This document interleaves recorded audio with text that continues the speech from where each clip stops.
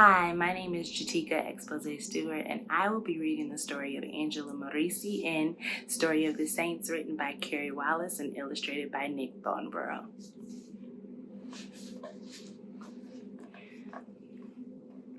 When Angela was a young woman on the shores of Lake Garda, near Venice, she realized that nobody was teaching the poor girls in her town anything about God. They didn't know the stories of the Bible. They didn't know how to pray. And they didn't know how much God loved them.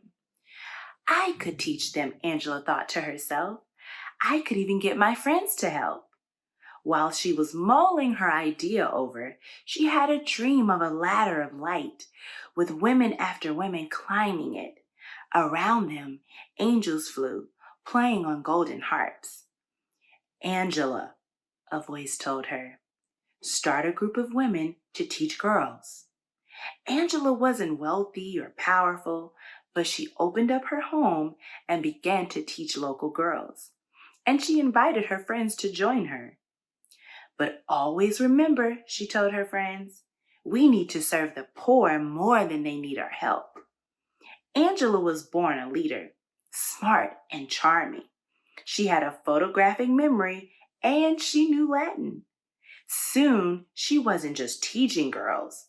People came from all over to ask her for advice and invited her to come speak to them about God. One year, Angela took a trip to the Holy Land, but on the way, when she reached the island of Crete, she suddenly went blind. Her traveling companions were horrified. We'll take you home, they said. But no, Angela said, I'm not turning back on my journey. So she toured the whole Holy Land, blind.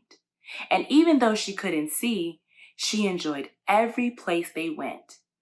On the way back, she stopped in Crete again, in the same spot where she had lost her sight.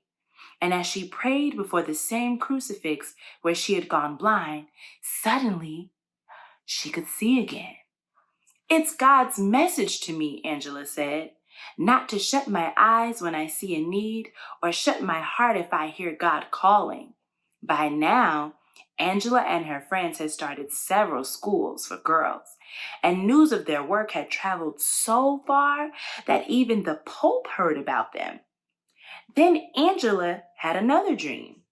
In it, Saint Ursula, who had also spent her life teaching other women, appeared to her. Angela was so overjoyed that she floated up off the ground. And the Pope granted her permission to start a teaching order for women. They were the first women in the history of the church who were allowed to work in the world, not hidden away in abbeys. And they were the first order of women teachers in the church. They didn't wear any special clothing, just simple black dresses, and they lived in their own homes. By the end of Angela's life, the Sisters of St. Ursula had grown into dozens of communities and started schools and orphanages all over Italy. Angela's sisters were afraid of what would happen if she died. But she told them, I will be more alive then than I am now. I will see you better and will love your good deeds more. I will be able to give you even more help. Then she told them something else. The Sisters of St. Ursula will last until the end of the world. And so far, they have. Thanks for listening.